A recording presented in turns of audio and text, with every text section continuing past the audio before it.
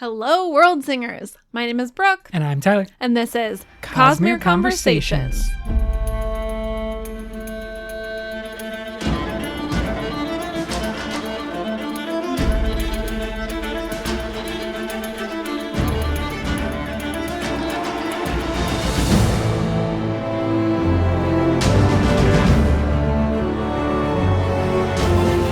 Rhythm of War is here. We're here. We're back. The book is here. We've read it. It's in our brains. It is in my soul. It is in every experience that I've basically had since then. I've actually read another book or two since Rhythm of War to try to get it out of my head, just to get something else in there, because the experience of reading Rhythm of War, well, we're going to talk a lot about it.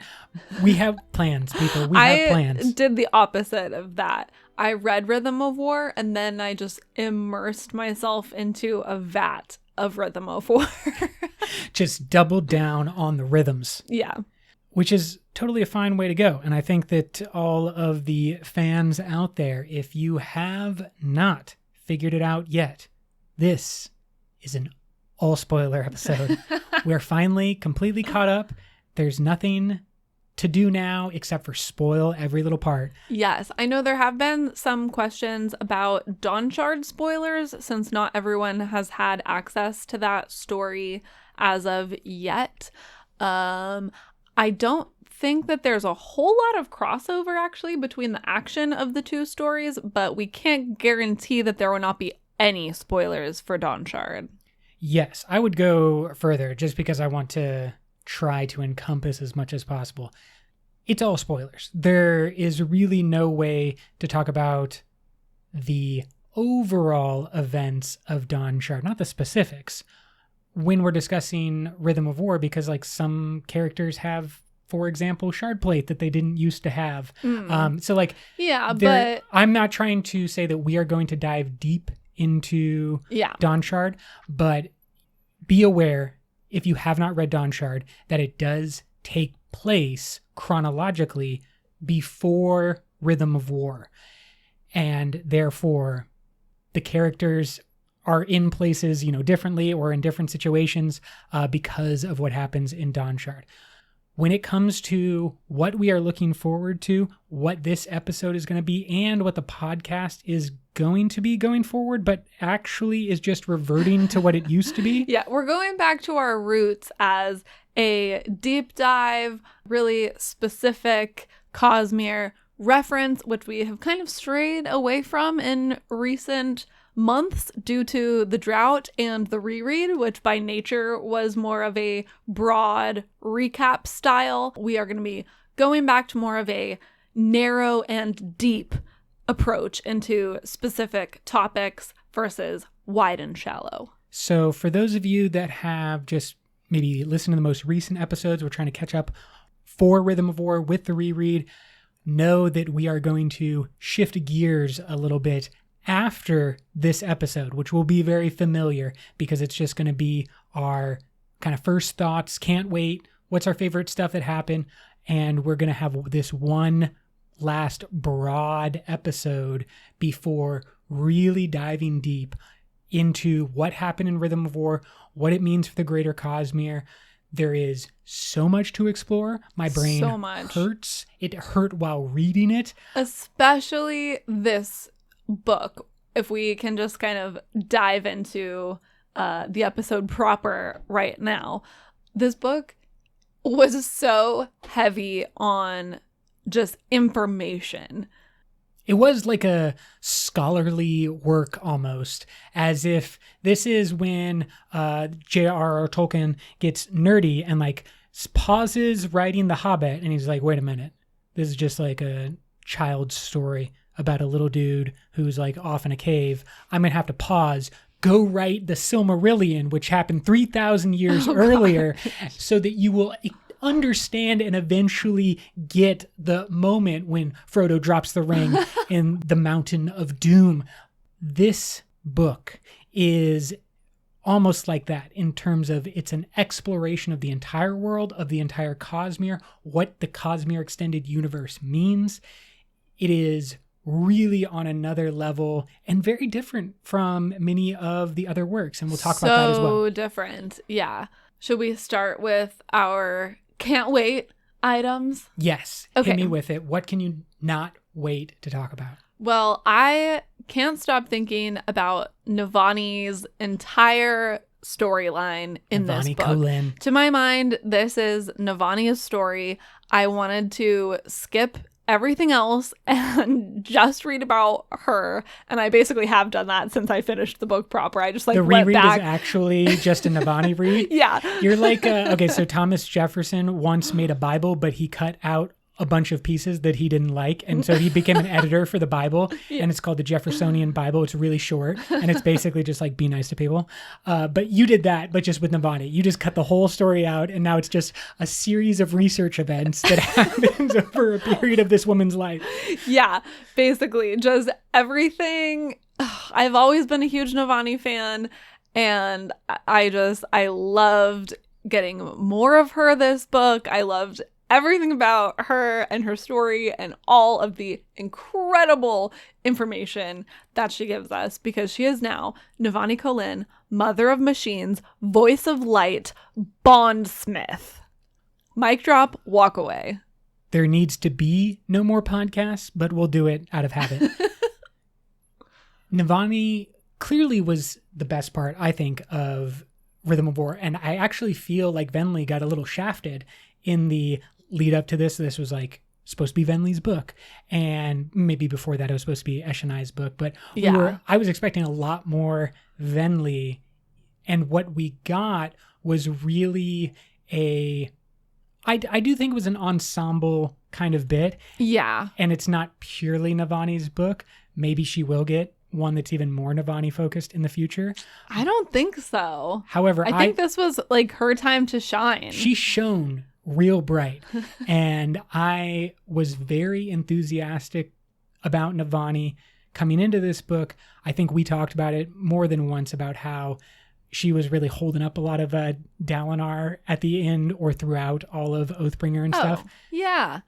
MVP. For yeah, show. And she needed some more cred. And now she has the most cred because she has bound one of the three powerful entities on Rashar in the form of the sibling, the Tower, and is also capable of a bunch of stuff that we didn't know was possible beforehand. Some of those things, like what light is and how light and sound interact, as well as like what the tower is and its function, all of those things we are going to dive deep in. Don't fret. Oh my God, there's so much. And so we're not going to do it all here. What is your thing that you can't wait to talk about? Outside of Navani, I think if I'm looking at this book as a whole, there's a lot of cool character moments, but the thing that's like, what's the most important thing that happens in Rhythm of War, I believe, is the creation of Terravodium. I don't know if we're going to go with that. That's what I've started calling him. So this is Taravangian holding the shard Odium. The death of Rhaesa, the ascension of Taravangian, and his seeming desire to really step down on the gas of like what made Taravangian scary. He's like, now I have all power and can do exactly what I want. Yeah. And so for me, basically terrifying. Terravodium is the most important part of Rhythm of War. See, the Terravodium combo is great because it also kind of sounds like terrifying, which it is. So it's actually a little bit better than like I'm Rhaesa. going to double down on Terravodium. Join us if you want. You can find us on Twitter or Facebook, Reddit. We are all over the place. Let us know if you like Terravodium or some other weird combination of things, but it is terrifying. So we'll have a whole episode. Odavangian? Yeah. Oh, that's not bad either. Gosh, you're so good with words. I think that we are going to spend a lot of time talking about Taravangian. A lot. Once again, he's not anyone's focus in terms of like screen time. He does get a little bit more than other books, but I would say that, you know, he is one of those interlude characters still, and yet I think it's the most important thing that happens. We will talk about why and how going forward, but I would only leave it with this, is in the epigraphs, we got another letter that we believe is from Zazed, written to I mean, I think Hoyd. it's for sure from Zazed, yeah. I don't want to, oversell our confidence. We leave room for all interpretations here. Okay. However, it's definitely Zazed writing to Hoyd. And he says a couple of things that I think are really specific and are actually about Terravodium, or what to be afraid of in the future. It's heavy foreshadowing. Yes, exactly. And I'll leave us with one quote, and then we can move past our can't wait section. And I will say this is coming from Zazed to Hoyd. Quote, "However, you seem more afraid of the vessel," speaking of Reza. "I warn you that this is a flaw in your understanding.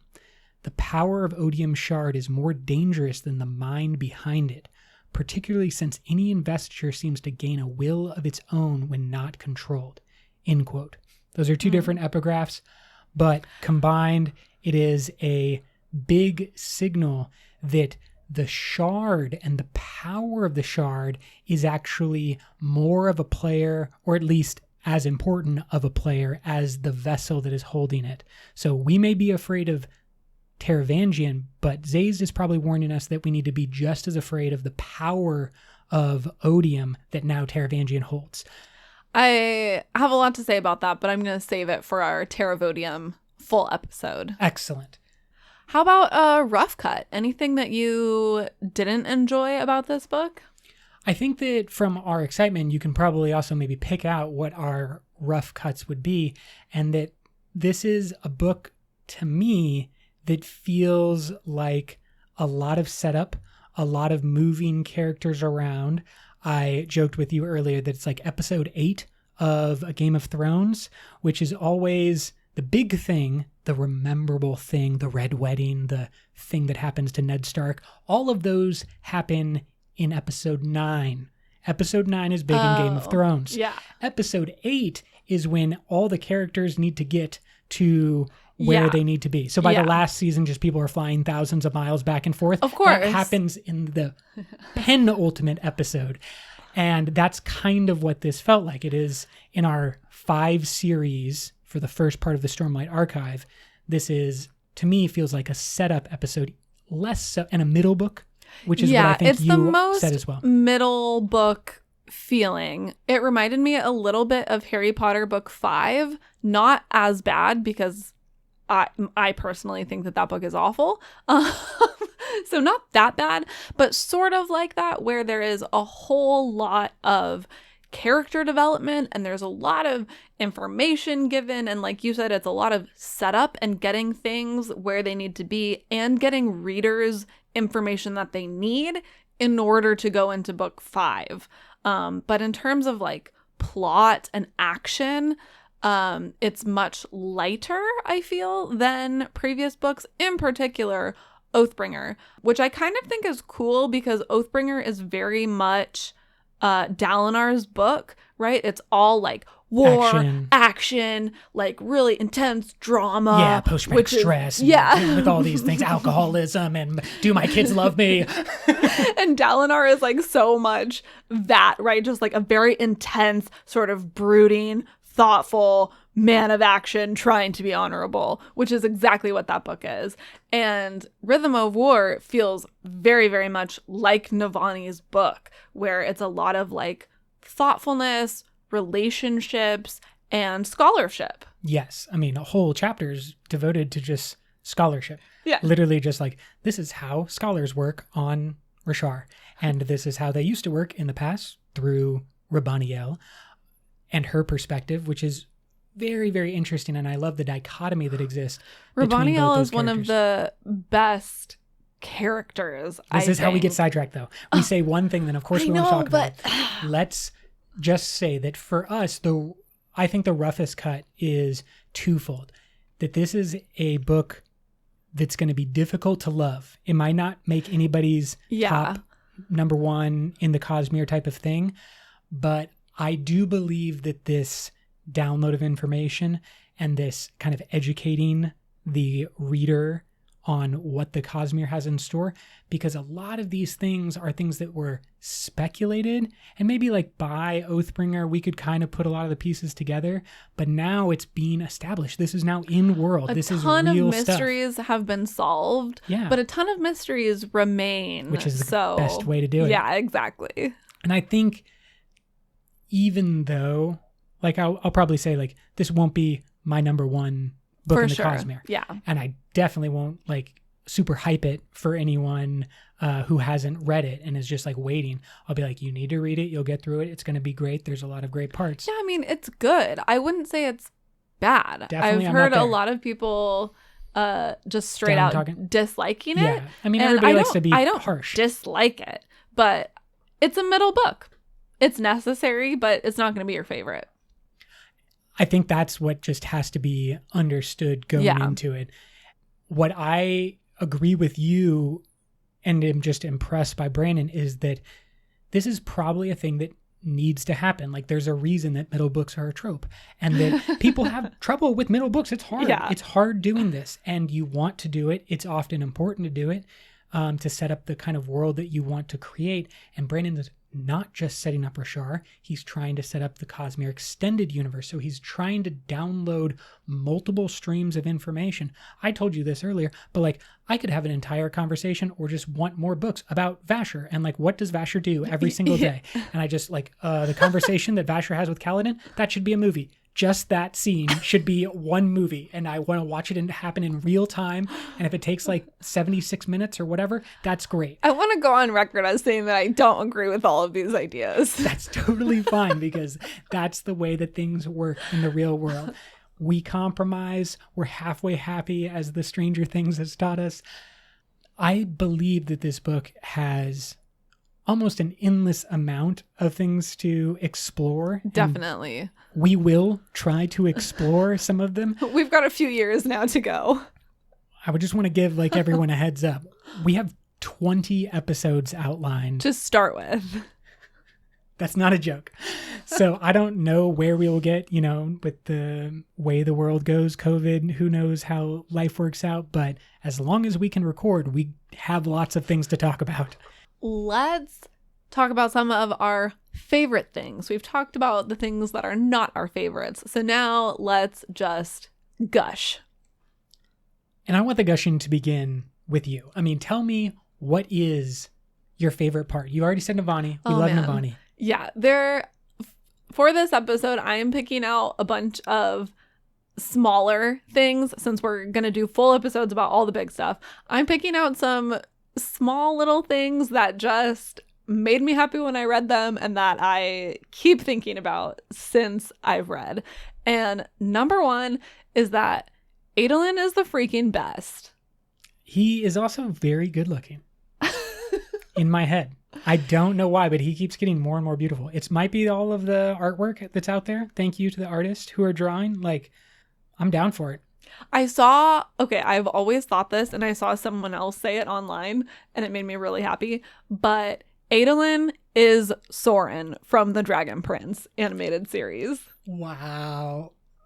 How did I not make that connection before? 100%. If you want to know what Adolin looks like, go watch the Dragon Prince. Obviously, I think Adolin is a little bit smarter than old Soren. Definitely smarter. However, but just in terms of like looks. And brings a lot of personality. Same things to the table, and team dynamics definitely is kind of held together.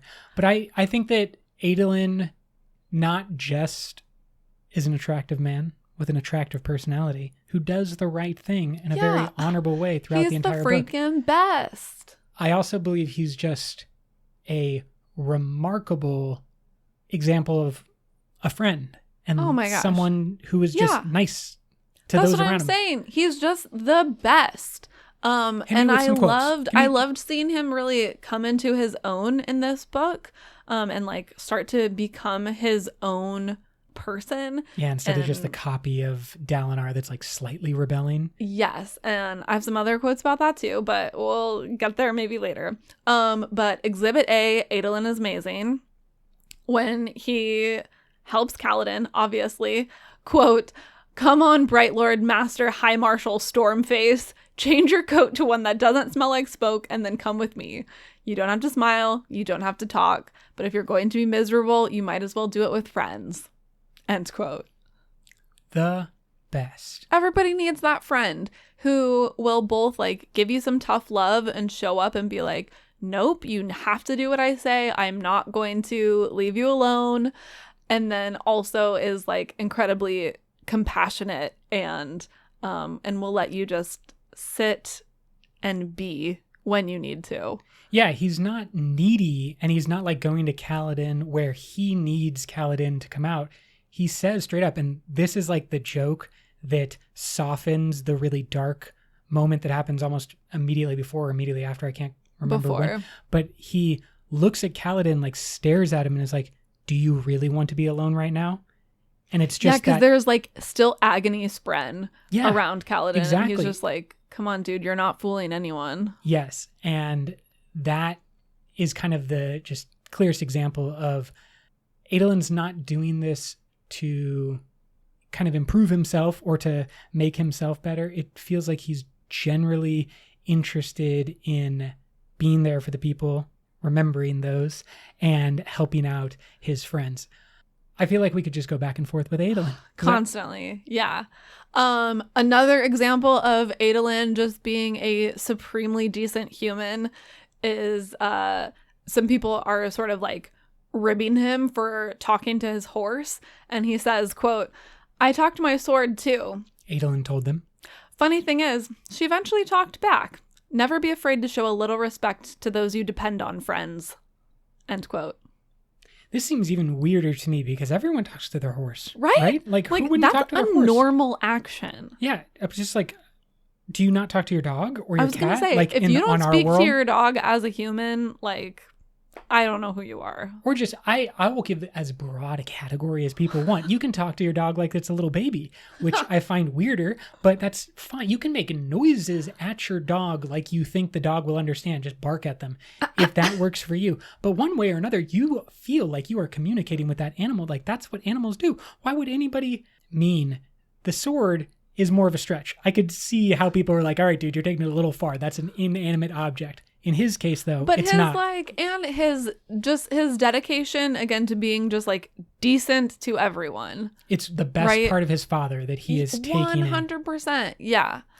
And then in Shadesmar, he single-handedly dives into an incredibly imbalanced fight to defend Notum. It's another time that Adolin's wasn't even that nice to him. Yeah. And oh man, that scene is amazing. It's such a great example of his prowess at dueling and just like his heart, his soul, his, again, just dedication to like being a good person. And this is probably most exemplified when he is defended by his sword spren, by Maya, at the final confrontation. We're going to save that moment and the trial and everything that goes along with it. But the only thing that I'll add to that is that the ink spren comes up to him afterwards and is like, you passed the test, not the test of the trial, but the test to prove yourself worthy of Maya. And like, he is worthy. He's freaking worthy. I'm glad that other people are recognizing it too. Yeah. And this has been a topic of discussion, how Adolin is most at risk of being left behind in a world with gods, and he's kind of felt this his own way. Yeah, from his own perspective. Yeah, I think this is. But he's blazing his own trail. Exactly. As was like just his like with whole his fashion, like every part of him is just like, you know what? I can go a little crazy with the fashion. Why? Because I'm Adolin Colin, and I'm comfortable with myself, and that's fine. I told you this while we were reading, but I realized my Rhythm of War read made me realize that I am a combination of Adolin and Navani. And I realized this during the scene in which he is explaining why he needs all like 20 swords that he's bringing with him. I have many comments, but I believe that the best, Adolin, the real MVP, always. And Navani. Okay, what's your first favorite thing? Well, I think that one of the things that really stood out to me again, I was trying to think of like what was really important from this book and what's going to be important going forward.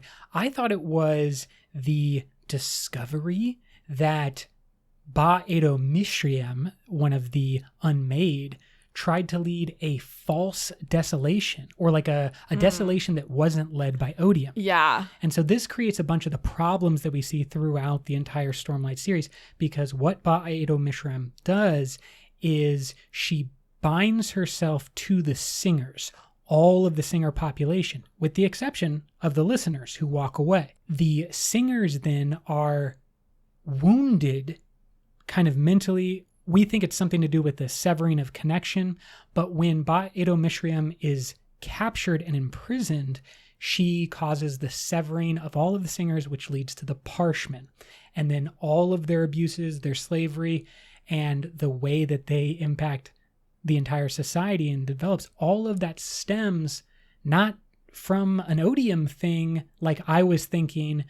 It's more of like this weird situation of like the Unmade tried to do something that they probably weren't capable of doing, and then it backfired, and it had all of these unnecessary repercussions, but then Odium kind of gets blamed for it, but then the Parshmen are seen as just like forever slaves and like were abused. It's just a very interesting result to this question of like, what are the Parshmen, or how did the Parshmen come to be? I wasn't expecting it. Yeah, me either. I was surprised by it. It definitely, I think, alludes to a lot of the importance of what are the Unmade, how are they created, how are they captured, how are they controlled, what do the gemstones that are powerful enough to hold them, how are those used in the future? And then lastly, I just want to leave us with a quote from Kalek. This is from his epigraphs, I believe, part 4. He says, quote, "As one who has suffered for so many centuries, as one whom it broke, please find Mishriam and release her, not just for her own good, for the good of all Spren. For I believe that in confining her, we have caused a greater wound to Rashar than any ever realized." End quote. Again, this is just one of those things that I don't know what Brandon quite has in the works, but it seems really important to me. Definitely. And it was just barely introduced in this book. We really had no idea that this had happened prior to Rhythm of War. So interesting introduction, and obviously it will begin to develop in the future. This is one of those like new mysteries that was introduced while other mysteries were being solved. How about you tell me about another one of your favorite things? Well, we're going to talk a lot about Navani's scholarship journey, discovering light, etc.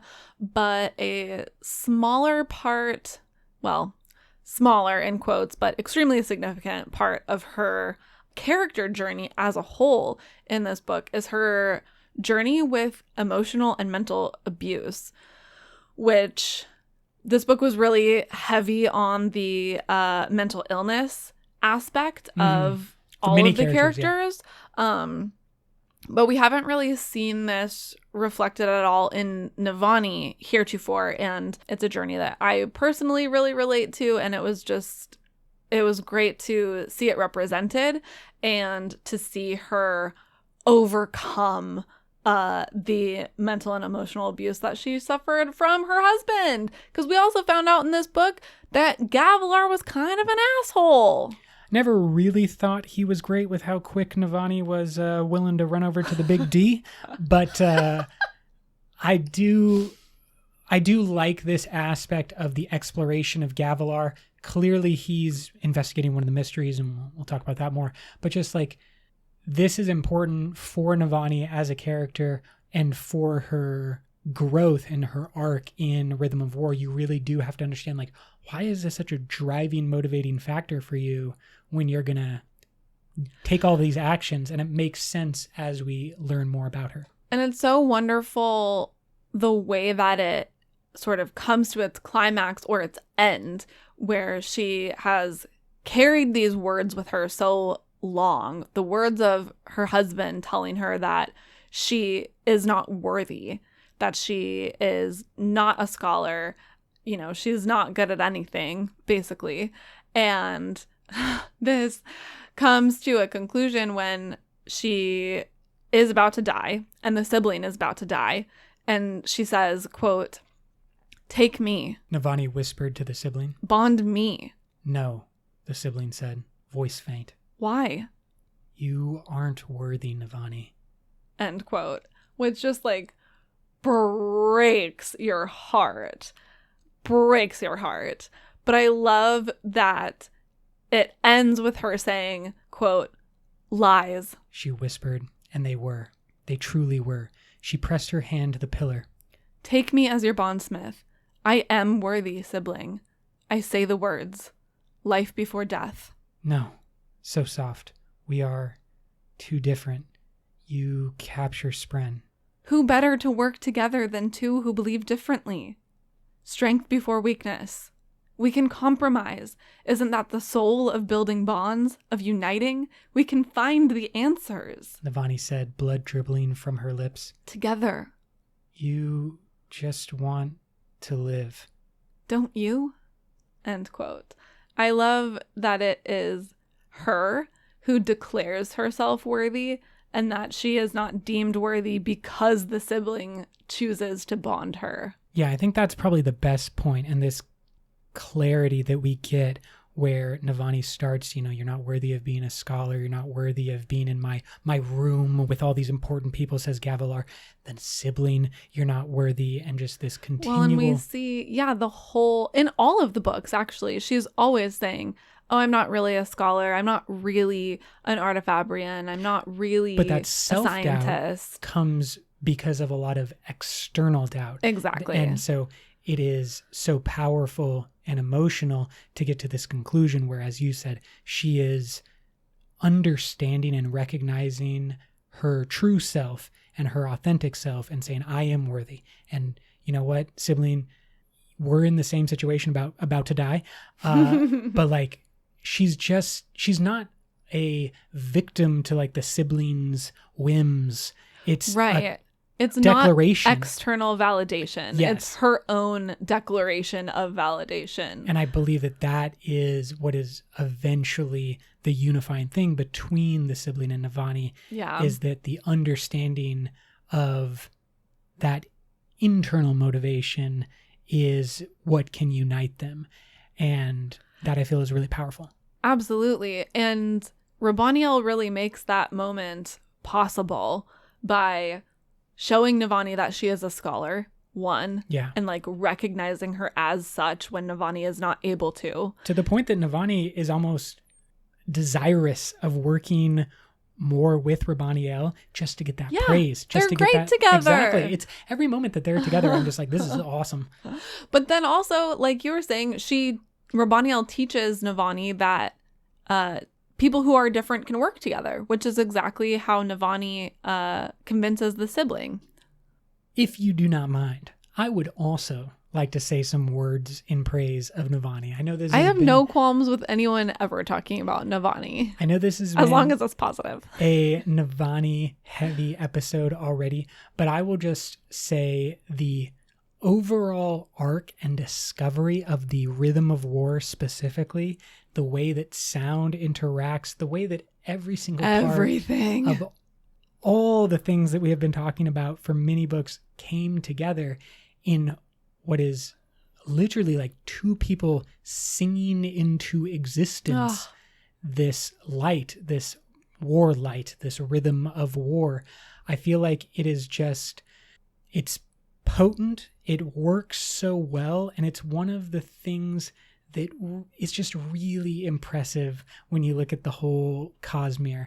We have this long train of events that has been leading us to this moment that Navani has singing with Rabaniel, and I just was really impressed. Like every single time, she made a slightly new discovery and she's getting closer and closer. Mm-hmm. It just felt like all of these pieces were sliding into place for a key that I had all the time. It's like a magician, they give you something at the beginning of the trick, and then that's the thing that's the key to unlocking something later. That's how I felt. I was just like, oh, just like this all just like worked seamlessly together.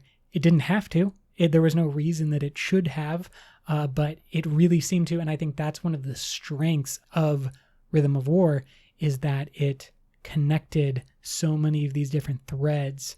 And Navani is that thing that is doing the connecting, literally binding together different parts of the Cosmere and of Stormlight Archive. She really proved. We've had 2 books of new bondsmiths, and in each of them, I'm just like, you guys are doing so great at bonding. So that's my claim to Navani. I believe that this will be the quote that rings true and comes out of Rhythm of War and maybe makes its way up all the way to the Rhythm of War movie or whatever someday. It is this, quote, "I can name this rhythm, the rhythm of war, odium and honor mixed together. I had not known it before today, but I recognize its name. I know this as surely as I know my own. Each rhythm carries with it an understanding of its meaning." End quote. Beautiful. Tell me more about what you loved from this beautiful work of art. Well, my next one is not quite as poignant as yours. Like I said, I'm picking out small things, and I took such delight in discovering actual wine on Rashar. I feel like this is another thing that's been building up. Just be like, oh, they're all a bunch of drunkards. What are the different types of wines? What do they mean? The colors? Right. Yeah, because it's so weird when you first start reading and they have all these weird colored wines, and then you realize that it's actually more of like distilling alcohol versus wine, and some of it's actually more like juice. And I think I was actually drinking wine while I was reading this. Probably didn't have any impact on how cute you thought it was. Definitely not. So we have, quote, "It was a sweet wine, deep red, bloody in color. It didn't taste like anything she'd had before. Fruity yet robust, and perhaps a little bit heavy?" End quote. And my note there was, is this actual wine? And then a couple lines later, quote, "Shin, wine. They have no idea how to ferment a proper alcohol. They make it all out of this strange little berry." End quote. And my note here is actual wine. And we later discovered that it is from... Yeah, they call it amostha, and it is made from grapes. Yes. I love the idea that the different alcohols that we were introduced to and the different drinks that we were introduced to all do have a similarity in their history and how they are developed from different crops. And I think that that is also important. It's not something that is overly explored in fantasy, but I would say that the creation of alcohols is like very intertwined with geography and human history. Oh, yeah. And there's a lot of different aspects that you could explore. Again, magic is cooler, so that's normally what they focus on. But just the idea that multiple cultures, based on what they had around them, are all trying to get intoxicated. They Obviously. are doing whatever they can to get drunk. They're also trying to not drink water filled with bacteria, so... It's another good key point. And when it comes to bacteria, oh boy, do we have some special episodes for me to talk about. I've opened up a can of worms. Over to you. I think one of the most important things to talk about is wit. What to even say about wit? There is so much wit that I was overwhelmed, in surprised. A very different way, though. Yes, not wit. A more Hoyd-like wit. A much more Hoyd wit, a much more like integrated wit, where he's not just like popping up in random places and telling stories, but he does that too. But he's also just like hanging out in the background. Yeah, just wit like, was there. Yeah. And I'm so interested in, he has a relationship.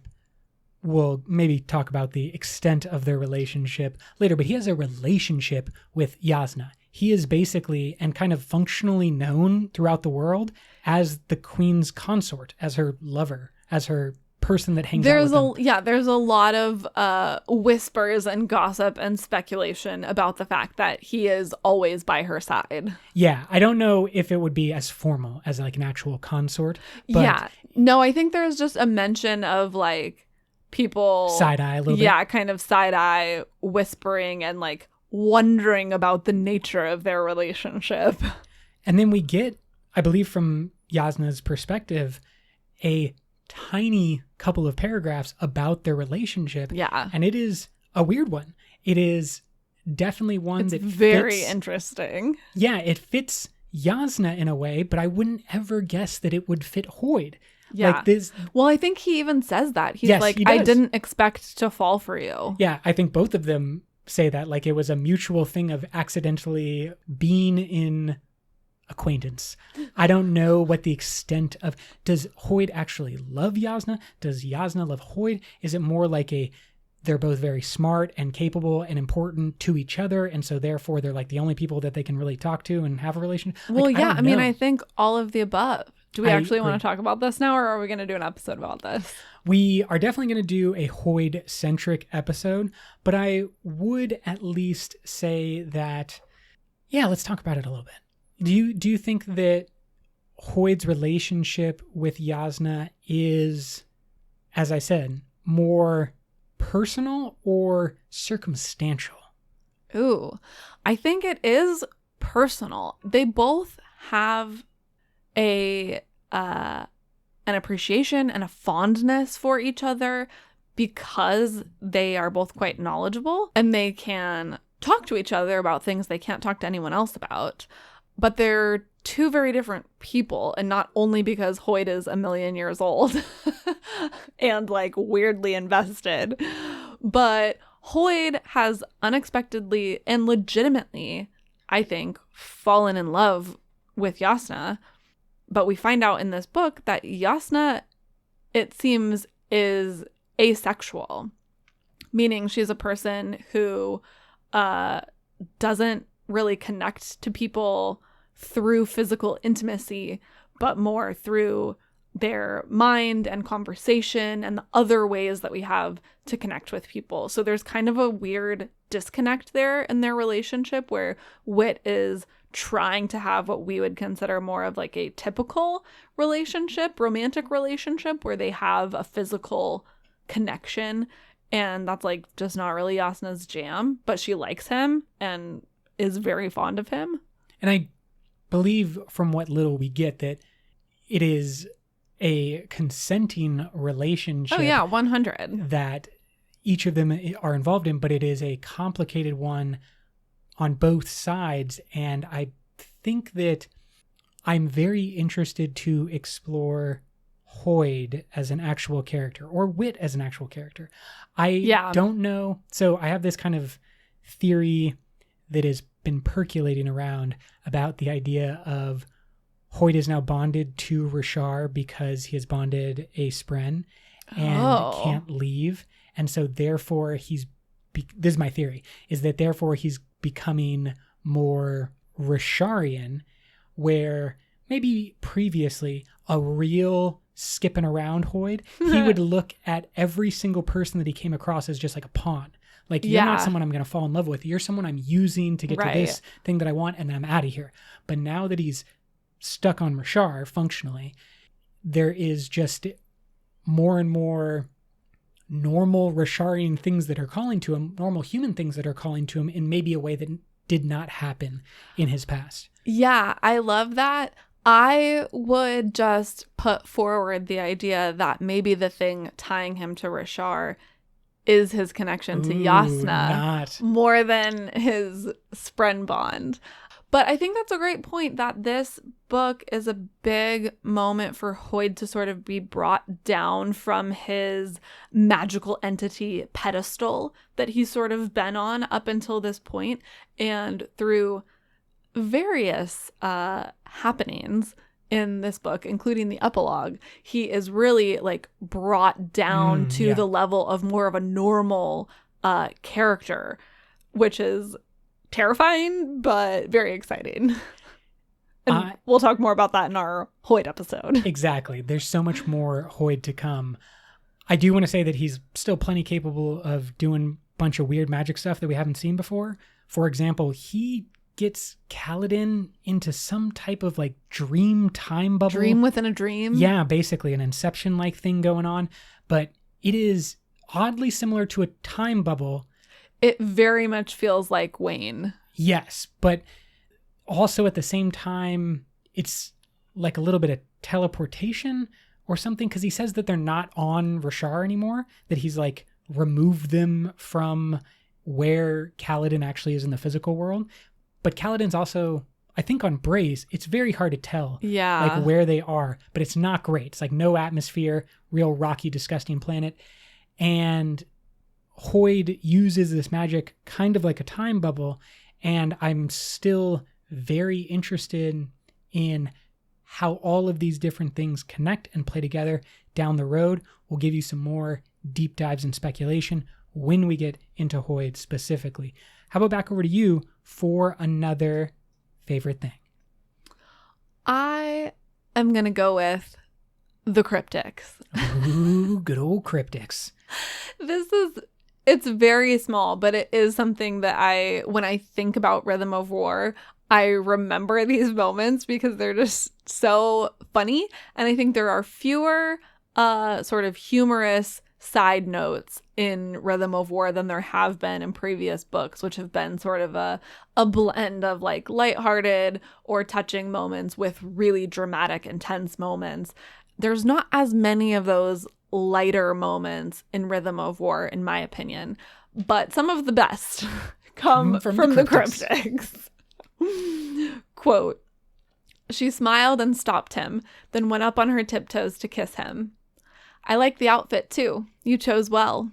Thanks. Adolin trailed off as someone else put their arm around him, then around Shallan.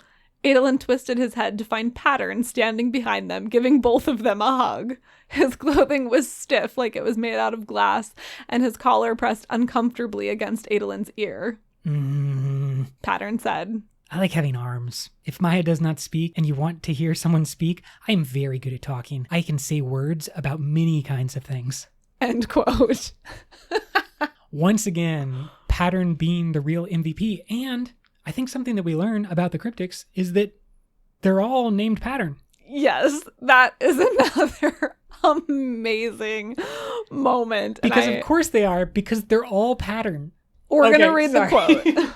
Quote, "Pattern doesn't like to be seen." "I'd prefer if you use the cryptic's other name," Radiant said. "It's confusing otherwise." After being pressured, each of the other cryptics had picked individual names for the humans to use. "I don't understand why," he said. "Our names already are all different. I am Pattern.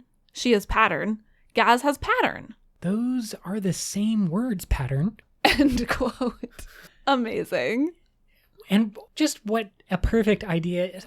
I love this stuff. I love when things make sense and line up, because yes, it's a joke. Yes, it's done sillily and presented in a silly way, but it also gets at something important about the cryptics. It tells you something, a joke, a simple kind of thing, tells you something significant about how the cryptics see themselves, how they see others, and what they feel like they are. The line right after this is something like, "Humans can't intonate mathematical equations, Pattern. Like, we can't speak them." Yeah.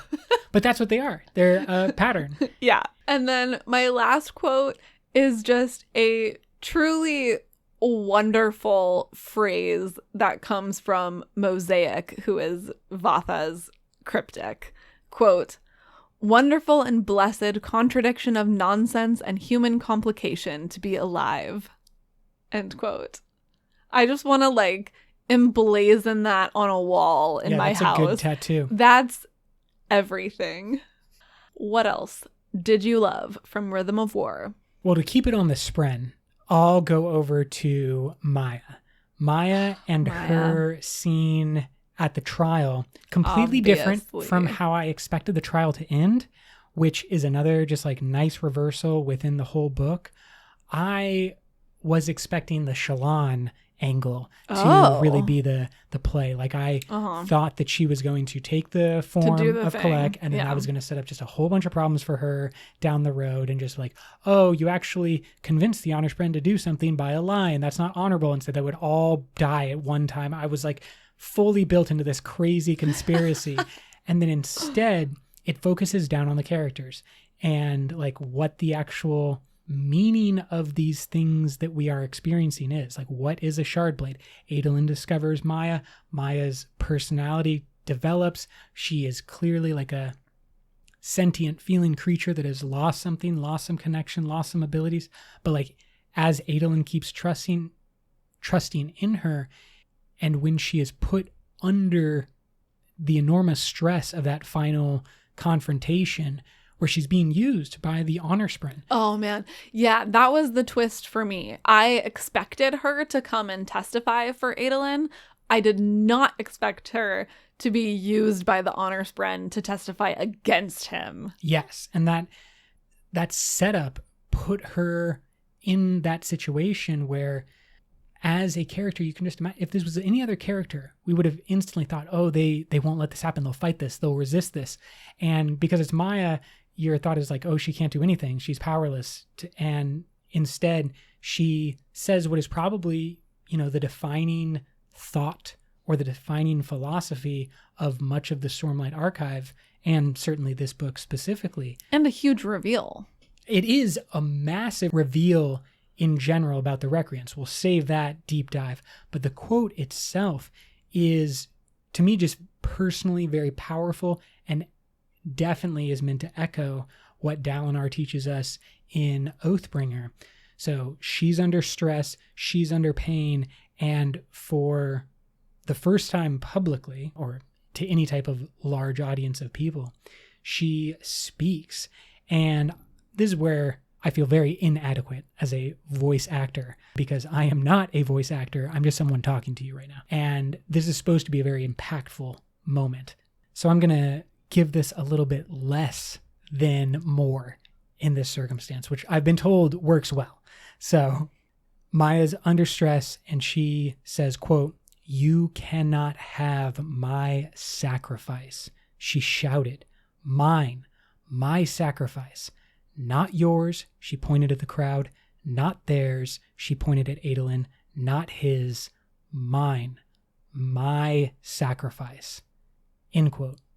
And then she basically collapses and Adolin runs up to hold her, and it leaves everyone in this stunned silence because of, as you said, the implication of what she is talking about. I think Adolin does ask her a few follow-up questions, like, you chose this? You knew what you were doing? And she's kind of like, yes, we chose. We decided this. We had agency. I'm not a victim. Yes. I did this on purpose. It's very similar to what we talked about with Navani earlier, about how that type absolutely. Of self-actualization is what Maya experiences this moment. And it's great that no one else gives that to her. She doesn't need... it's not Adolin. Mm-hmm. Although he does stand up for her, this moment is not that. It's her taking control and like making this statement of, everyone is looking at me like I need to be pitied and I can't do anything and I'm a victim. Yeah. And I'm not. And none of them were. That's what she's saying. I mean, that's the important aspect of what she's saying, is every single one of the shard blades that the Spren hold up as this example of this. All of the Deadeyes that are standing outside of lasting integrity right now. Yeah, that all the Honor Spren know and are like, one of the things they're dealing with in the background is, what do we do with all these Deadeyes? And that's the whole reason why they don't like the humans. Yes, exactly. So it just has this like wave after wave of impact from Maya's stand that she takes here. I felt it was really powerful. It was a great way to end that that kind of plot line. And I, because of the reasons that we've mentioned, think that this will have a lot of impact down the road in terms of what it means and how we interact with these things, and like, what is Adolin becoming with Maya? Because it's not a radiant as we understand it, but it is also something else, something that it seems nobody else is aware of, or it seems like something new. Mm-hmm. Yeah. But another merging of things like the rhythm of war. Like, it's a new rhythm that is being created between them. Not quite that drastic. Yeah. But you do understand what I'm saying. It's like they were two separate things, and now they are weaving together into something that is harmonious. It will certainly be interesting to see that relationship continue to develop. My final thing sort of goes along this line, because that was another new mystery that was sort of brought up. And a few smaller ones that are just tickling the back of my brain. One, who is the man with the AVR who Mraize killed? Yeah, because this was like Lyft was trying to intervene. So Lyft now has his AVR. But like, who is that guy? And why is is he another Ghostblood? Like rival Ghostblood? Obviously he's a world hopper, but like, I just am so fascinated by who this person is. And then another person that I am most dying to know. Who is 16? Who is 16? I need to know. When Shallan is searching for Risteris, she believes that it is this person at Lasting Integrity named 16. And a few quotes here. Quote, "The target called himself 16. He supposedly came out of his home once every 16 days exactly. The regularity of it amused the honor spren, who suffered the Oddfellow because of the novelty. No one knew how he survived without food, and no one reported a terrible stench or anything like that from him, though he didn't seem to ever bathe or empty a chamber pot." End quote. Okay, so to me, this leans towards highly invested entity / spren. A return. Kind of, yeah. Maybe, but like, obviously 16, like 16 shards. Is he part of the 17th shard? Like, why is he Scadrian? 16? Because that was preservation and he's preserving in some way. Like, No. Why could he not be from Scadrial? I mean, he could be. He could be from anywhere. I'm just saying he's clearly incredibly Cosmere aware. I think he is naming himself like after the 16 shards. Let's go over to another quote about his description, physical description. Yeah. When Shallan finally sees him, quote, "He was Shin. There was no mistaking that pale, almost sickly skin and those childlike eyes." End quote. And then she encounters him and, quote, "He shouted and said something to her in a language she didn't recognize." End quote. So clearly from off-world, he is not Risharan. My bet is something to do with Scadrial. I do kind of like the tie-in to what we heard earlier, that I quoted earlier from Zaze, about just like what happens to power when it's left alone. And we know that kind of all of these different highly invested entities are probably dealing with some fraying and some breaking in some way. So I think he's a highly invested entity of some type and is devolving around maybe an ad nauseum thing. But my first guess is Scadrian. I am just fascinated and I need to know.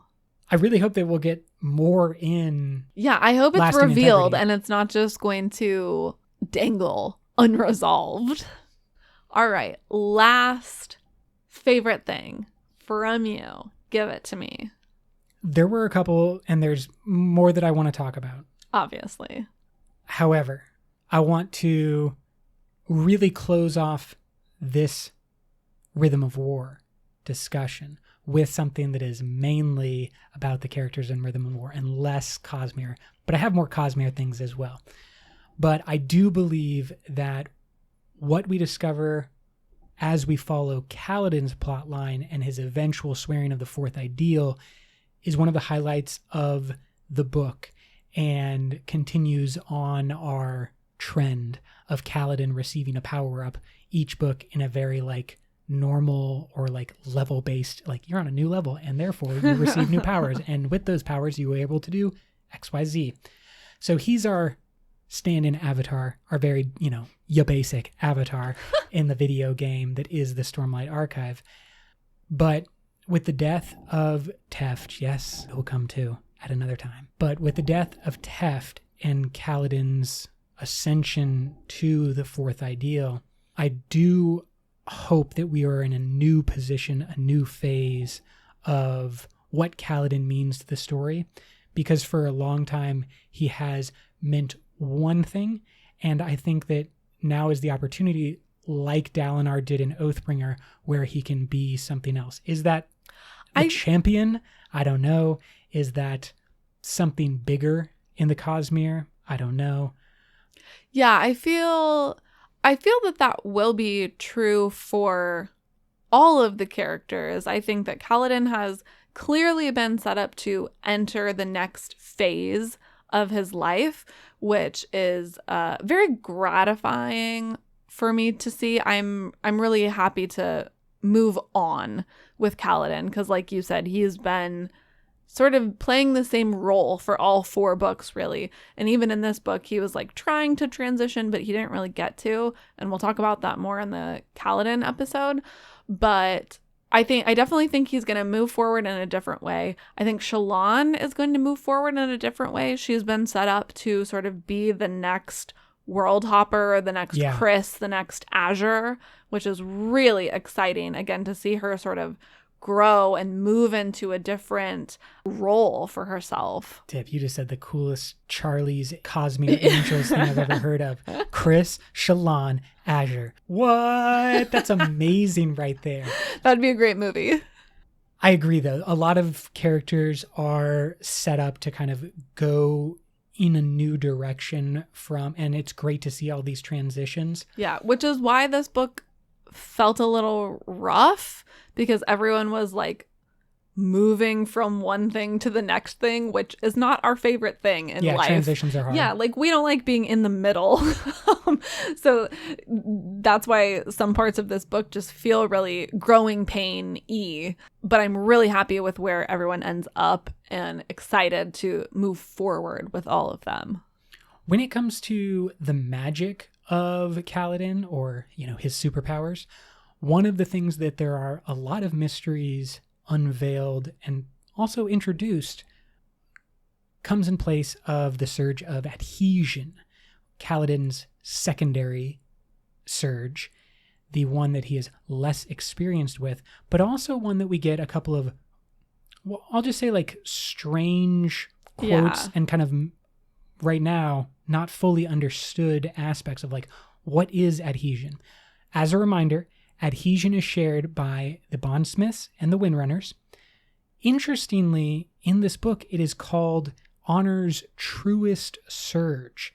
And it is, I believe, the main reason why windrunners were slightly resistant to the shutdown powers of the tower. And it's the only surge that works for Kaladin. Yes. So there's sort of a justification for that in that Rabaniel says that anyone close to the 4th ideal or higher may be immune to the shutdown, which is true of Kaladin. He's close to the 4th ideal and he is able to stay awake. But the only surge that works is his adhesion surge. And then the evidence, if we want to look at it that way, for why it applies to all the windrunners is what Lirin, I believe, says to one of the fused, which is that all the windrunners are more awake than all the other orders. They stir more, they sniff more, sometimes they talk more, like they say things. I think that's actually Venli and her other singers who are like helping. Yeah, but they notice that all of the windrunners are just a little bit more awake than everyone else who's like straight in a coma. And so I have this kind of thought that maybe the surges don't exist on like an even plane. Maybe there is a kind of sliding scale or even a bell curve of, how do different surges meld together? Are some from cultivation's power, some from honor's power? Are some, like it seems with adhesion, all from honor or mostly from honor? Very confusing. Yeah, it's very confusing. It's the least explored aspect, but it was definitely continually brought up in Kaladin's storyline, is like something is different about adhesion. And that's what I wanted to leave us with when it comes to Kaladin and his power growth. So that was really Risharian focused. What would you say is a Cosmere-wide thing that we could leave the fans with? Well, there is one big thing that has been making the rounds on the internet that is very exciting, is Thydakar, the ultimate master of the Ghost Bloods. the boss of Mraze's boss. Thydakar is introduced in this kind of menacing way of like, oh, you think you can deal with me? Well, Yeah, can like you deal you with don't want to Thydakar? cross Thydakar.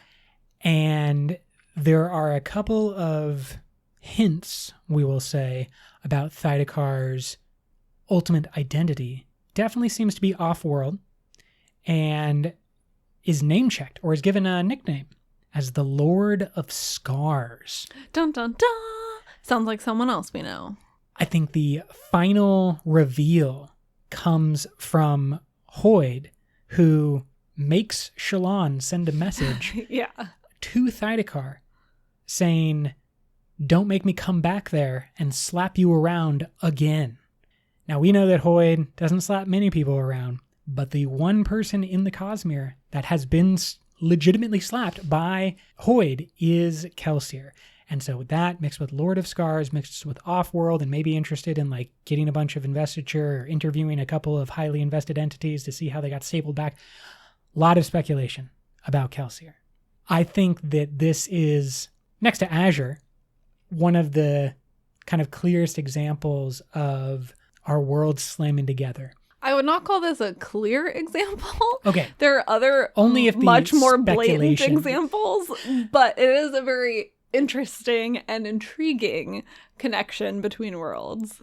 That is what I meant, is that it is a big example of what is possible in this universe, because we get a lot of information, partially from Collect, but partially from different sources throughout Rhythm of War, about what it means to be a highly invested entity. The Fused, the Heralds. Ashar. We start finding out all of these little things. We kind of knew that if you hung around too long, you go crazy. Rabaniel's only goal was to end the craziness, the suffering of her daughter, who was experiencing this same thing of constantly being reborn because they are a highly invested entity. Type 2, as Vasher calls them. But I think that it should also be noted that that is also what Kelsier is. And we've just gotten very little about Kelsier. We know he's hanging around Mistborn Era 2. We believe that Mistborn Era 2 is right around like book 5 in the Stormlight Archive. So it's kind of happening. The events of Mistborn Era 1 have probably happened by the time Rhythm of War, but the events of Mistborn Era 2 are in the works. And so there is a crossover potential here that I'm seeing as like end of book 5, where end of book 5 Stormlight Archive might correspond with like a Mistborn Era 3. That could be a huge time in the Cosmere if it is actually true that a Thydakar reveal is the Lord of Scars Kelsier. Oh man, that's it, guys. That's the Cosmere Extended Universe right there. Just wrap it up in a bow and send it out for whatever Risharians do instead of Christmas. I would love to round out the episode with just a few of our favorite quotes that are maybe not like plot or character relevant, which we will be dropping into later episodes, but just a couple of fave quotes to take away with us. I'd love to do that as well. For example, one of my favorites just explains 2020 in a nutshell, and it comes from Lift. Quote, "She wasn't really angry, wasn't really sad, just Blargolgorf. Supremely Blargolgorf." End quote. I don't know about you, but that's exactly how I feel. Supremely Blargolgorf. Yes. Keeping it on the humorous line, when Kaladin is expressing some concerns about his sexual life, his romantic life, someone, I believe Adolin, says something about, oh, maybe you should ask Syl. And Kaladin says, quote, "Syl used to think human children came out through the nose in a particularly violent sneeze," Kaladin said. "She is not an authority on this topic." End quote. It is always a good reminder to remember that our Spren friends are not quite fully developed yet. They are in the process of transition as well. Speaking of Syl, a hilarious quote from her. Quote, "I need to tell you something. Aladar's axe hounds had puppies. I had no idea how much I needed to see puppies until I flew by them this morning. They are the grossest things on the planet, Kaladin. They're somehow so gross that they're cute. So cute I could have died, except I can't, because I'm an eternal sliver of God himself, and we have standards about things like that. End quote. Perfect. This concludes my audition reel for Syl. Yeah, and I, being the only judge, say you nailed it. Thank you. There, of course, are also the quotes that are, designed to cut deep into our soul and make us remember and do things better. But I think that one of the great elements of Kaladin's discovery was realizing that he can help people and protect people without fighting. 100. And that comes in the form of him helping those who are suffering from mental diseases, mental disorders, a lot of post-traumatic stress in their world, obviously. But he says this, quote, "You need someone to talk to, Norrell, when the darkness is strong. Someone to remind you the world hasn't always been this way, that it won't always be this way." End quote. So even if your 2020 is feeling particularly Blargolgorf, know that the world hasn't always been this way, and it won't always be this way. Wit has a great quote about that as well that also feels particularly poignant in 2020, which is when he is talking to Kaladin, and he says, quote, "You told me it would get worse." "It will," Wit said, "but then it will get better. And then it will get worse again. Then better. This is life. And I will not lie by saying every day will be sunshine. But there will be sunshine again. And that is a very different thing to say. That is the truth. I promise you, Kaladin, you will be warm again." End quote. Yeah. Obviously, we can't end any quote wrap-up from Rhythm of War without the absolutely excellent line uttered by Navani to Fuck Moash, you fuck, which is, quote, "Journey before destination, you bastard." End quote. And with that, we sail off into the sunset. Share with us your favorite quotes. You can find us on Facebook, Reddit, Twitter. We're everywhere. It has been a long drought, but that drought is over. Sometimes it still feels like we are deep, deep in the darkness, but we will be warm again. We are warm again. I mean, we have Rhythm of War to keep us warm. Don't burn books. It's bad. Stay warm. But Rhythm of War would keep you warm for a long time if you burned it. We hope that wherever you are, whenever you are, that you have enjoyed Rhythm of War and will continue to enjoy with us as we discuss and dive deep into all and every different aspect.